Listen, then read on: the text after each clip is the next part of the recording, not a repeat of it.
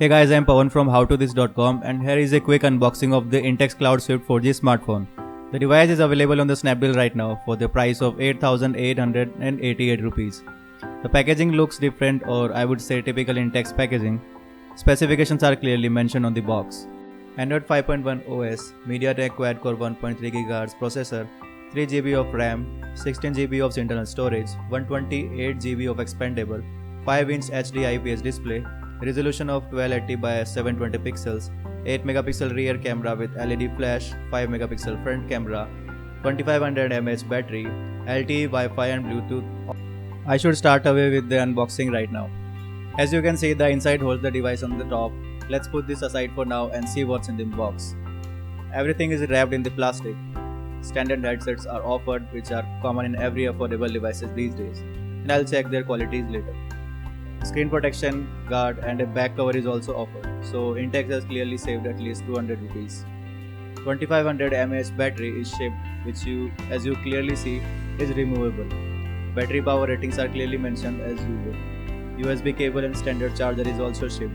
The output is clearly mentioned, which is 5 volt. Warranty card and a user manual is also available. The device feels lightweight, but on paper it weighs 140 grams. The device is not that thick and easy to hold. Volume rocker and power buttons are added on the left side, which is little unusual, but I'll keep the final judgment for the review. Edges are round and well shaped. Micro SD port is at the bottom.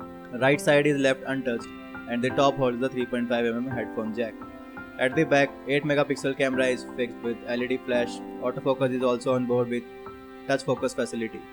Speaker is placed on the rear at the bottom, and the Intex branding is at the top center. Back cover is offered a unique look, but it's still that plastic. I wouldn't call it that cheap. Let's remove the back and see what's inside. There are no capacity buttons at the front, so on-screen buttons is expected.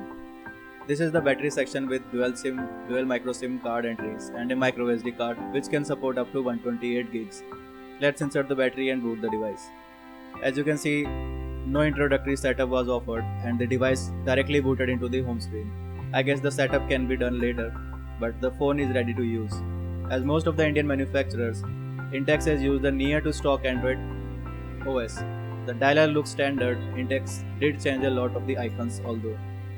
Gestures inputs are also offered and the Android 5.1 is booting the device. My initial impression for the device is good as it's lightweight, but the volume rocker and the power buttons are clearly on the wrong side. Maybe Intex is trying to offer a unique identity this way. There are few extra toggles in the notification center, but the overall design and feel is left untouched. Out of 16 gigs, approx 10 gigs is available out of the box, and Intex has installed a lot of applications including the S4 game, Skype, Intex Zone, Opera Mini, OLX to name few. Let's see how the camera performs initially.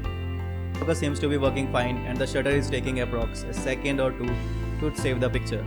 The picture quality is really looking good if I compare with the competition. As you can see, I am zooming in and there are no pixels damage at all. The app looks standard. You can see the same layout in every device from Indian manufacturer. Both front and rear camera can work side by side. As you can see, you can take a picture like this.